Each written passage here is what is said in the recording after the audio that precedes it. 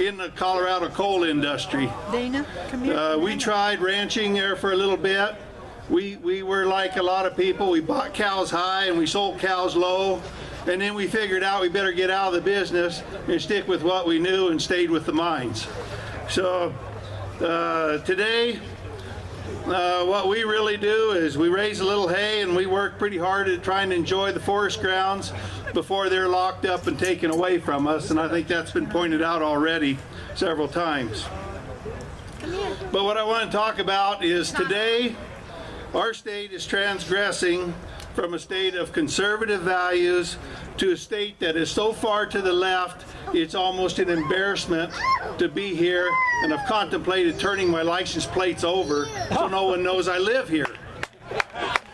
This liberal agenda is nothing more than an embarrassment to all of us. And it appears that Colorado is trying to lead the country in a direction that we're all going to regret going. Whether it's civil unions, marijuana legalization, excessive gun control, the current democratically controlled legislation is now in a race to transform this state as quickly as possible before the voters of Colorado wise up and replace this group of outlaws. We still have time to right the ship, but it's taken on water fast. We find ourselves blaming our legislative branch for the direction we're now headed. And truthfully, for a lot of things, that is true. However, in America, we elect the people that represent us.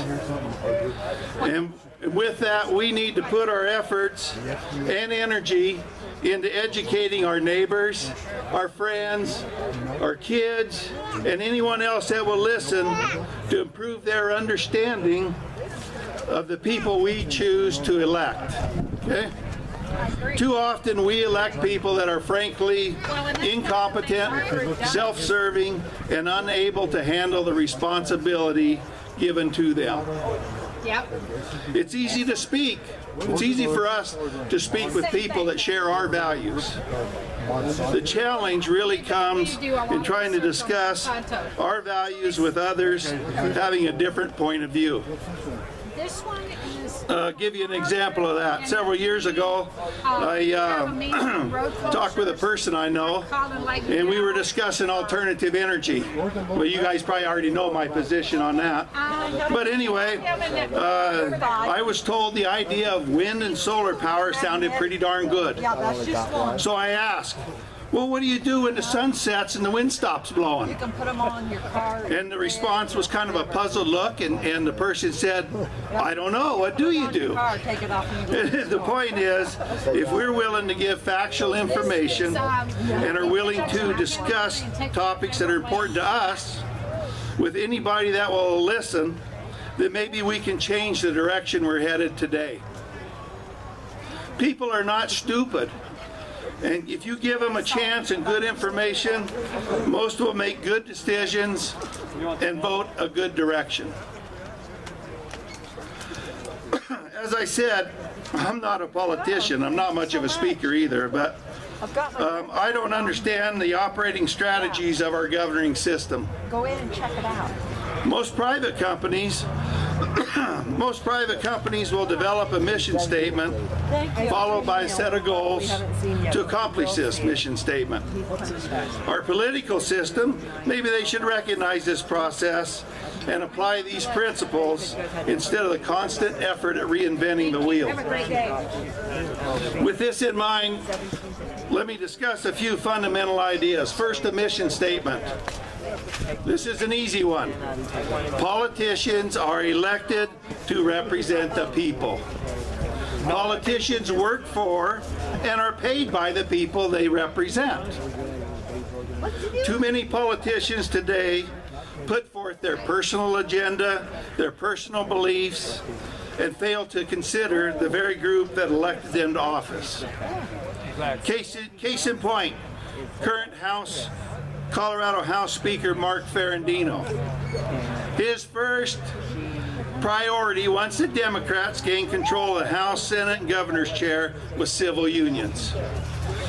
When he was asked why he wasn't addressing important issues like tougher sentencing for child predators, his reply was, and I'm quoting, "I think we know what's in Colorado's best interest." Now, how can a transplant from New York even begin to understand what's in the best interest of the people of Colorado? This person does not have our back.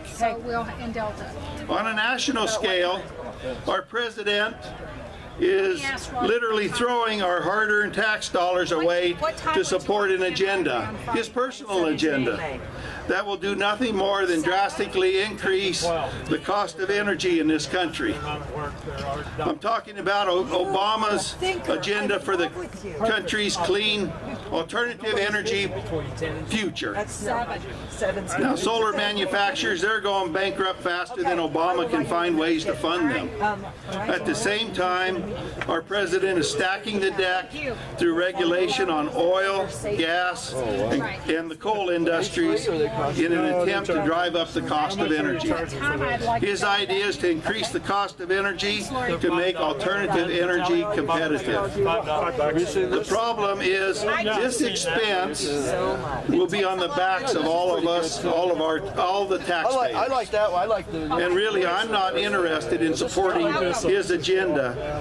He was elected to support our values and our agenda. Like a real snake, isn't it? Yeah. Our elected representatives should always remember who pays their wages and who they represent.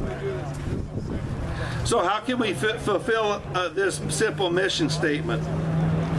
From my own perspective, I see three goals our elected representatives could use to fulfill this. First, political decisions should always be based on morality. Is the action moral? This is important because you can't have freedom without morality. In the U.S., you have the freedom to make choices and decisions. It's morality that controls whether we make good or bad decisions. Many of the decisions recently, both on the state and federal level, suggest morality is never considered. Politicians vote according to party lines. Many do not even consider anything else other than that when they're voting. Bills would not be decided strictly along party lines if every representative considered the morality of every vote and every bill. Second item I believe in is I believe we politicians, everyone needs to understand that there's nothing free in this world. Government assistance programs are constantly promoted as free. I went to the county to get plates for a vehicle once, and they had pamphlets displayed on their wall, just like you see tourist attractions displayed in a motel lobby, promoting all these programs for free. And on a national level, we promote food stamps, cell phones, and just a seemingly endless list of subsidized programs. Today, people utilizing food stamps are at an all-time high. Now, there are worthwhile and needed programs out there, but we all need to be aware that our neighbors, friends, and other hardworking people are actually the ones funding through their taxes these so-called free programs. We now consider these once short-term programs as ongoing perpetual programs people are entitled to. We need to educate people that nothing is free in this world, it's earned. Thank you. The people that need this education more than anyone else are the politicians. They are spending our hard-earned tax dollars with no end in sight and no remorse. They definitely need to understand the fact that nothing is free, and the dollars they spend are the dollars we as taxpayers have earned through sweat equity and entrusted them to spend wisely. I like your flag. The third item that I think is important is our elected representatives should, by golly, do their share to improve job security for all of us. And I don't mean I don't mean, next page, I don't mean the government should be controlling how business operates. That is a real ticket to disaster there. But they should work at reducing the burden of government, which slows the growth and expansion of private business. And what I'm talking about is government regulation, or more to the case, government over-regulation. Starting to come together. Let me give you an example. It's a matter of we're all doing it. And many of you, I'm sure, have heard this, but I think they have the Ten Commandments was written 179 words. Ten Commandments. The U.S. Constitution, with all 27 amendments, 1,300 words. And finally, with the help of our government regulators working night and day, there are 26,911 words regulating the sale of a head of cabbage. It's a heck of a deal. Government regulation is not only increasing the cost of doing business, but it's a lead weight on the creation of new business. We add new regulation at the same speed we're increasing our national debt. Obamacare already has over 17,000 pages of regulations attached to it, and it doesn't even go, it's not even implemented until next year. You know, companies invest a tremendous amount of money creating good jobs all around the world. But in the U.S., overregulation is truthfully preventing this investment and expansion. This creates an uncertain job market and reduces job security. Why is job security important? Well, if you work for a living, you already know that answer. But if you're uncertain about the future of the company you work for, you probably won't purchase that house or car. But if a person sees his company investing in new business, new building, new equipment, and expanding its business, their employees will feel secure and confident that their job will be there providing a paycheck for years to come. With the confidence of job security, most of us would feel comfortable buying big ticket items like a house or a car. Okay.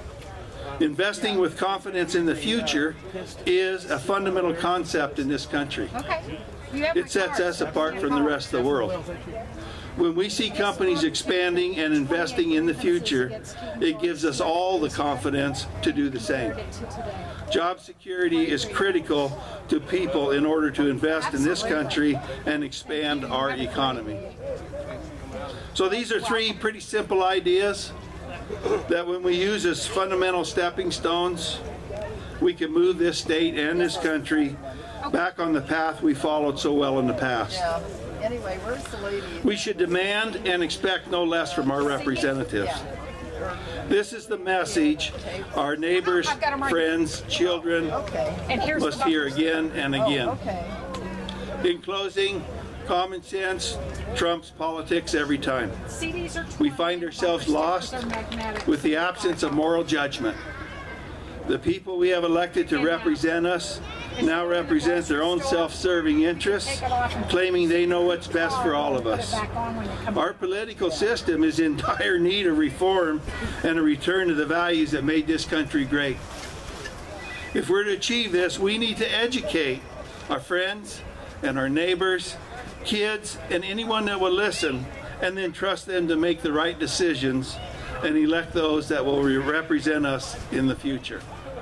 So thank you very much.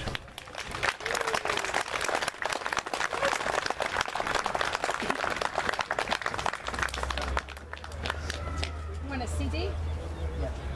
There you go. All right, folks, I can tell you that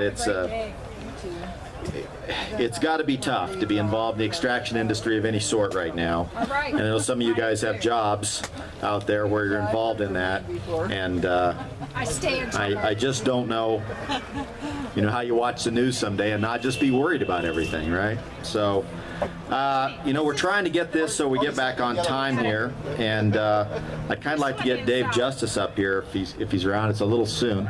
Just, Oh, David, why don't you come on up now? A lot of you know David Justice. He doesn't need an introduction from me, but he's a hard worker on the side of conservatism and libertarian ideas, and we're pleased to have him here. And I'm just going to turn it over to Dave. Dave, thanks so much.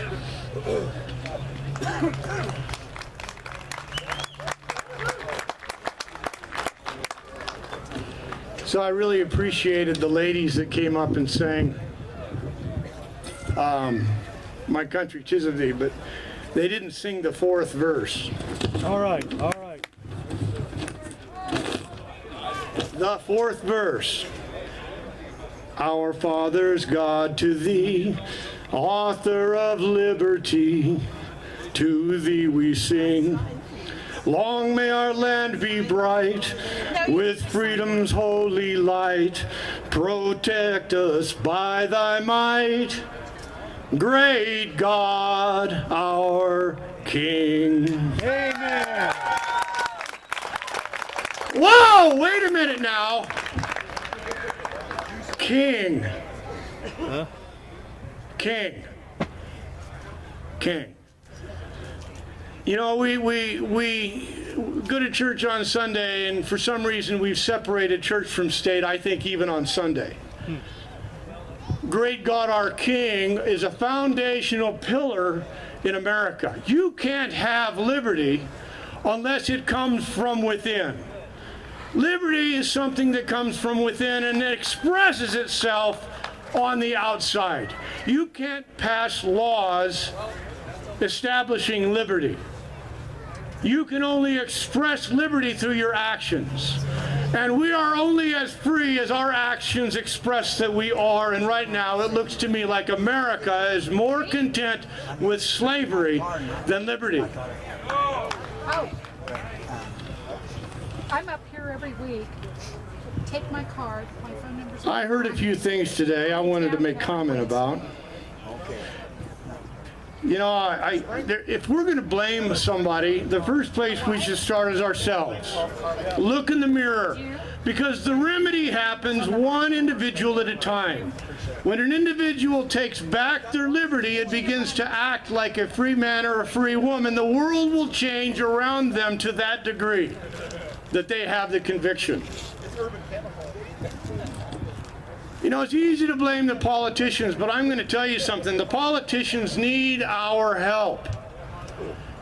There is a monetary influence in the world that our politicians are very tempted to serve. They're very tempted to represent the monetary interests of the world. Now, are they going to represent the people, or are they going to represent the money? It was an Amsel Rothschild that said, "Give me control of a nation's currency, and I don't care who makes the law." Yeah. And right now, it's looking an awful lot like those that are in control of America's currency are in control of America's politicians. Here's the solution. The politicians have to be more afraid of the people than they are of the banks. And right now, the politicians aren't afraid of the people. They have no reason to be. We continue to, what does it say in the Declaration of Independence? Suffer while evils are sufferable, than to right ourselves by abolishing the form of government to which we are accustomed. We hold these truths to be self-evident according to America's founding fathers and the writers of the Declaration of Independence, that all men are created equal, that they are endowed by their Creator. I wonder if that's the same one that's King. Yeah. An endowment, as we learned, or as Ken I reiterated the other night, is a gift. You ever met him? The gift comes from our King, not from the government. Yes. America's churches have a problem they need to reconcile, and that problem is Romans 13 that says submit to the government. Our pulpits are telling the American people to submit to government that has run so afoul of the fundamental principles of this country that I consider it a blasphemy. In America, the Declaration of Independence was written to indict a king. No. And up until that time, the divine right of kings was an established dogma. And America's founding fathers broke through that dogma and said, not here and not now. Okay. We have Joyce's CD. The Declaration of Independence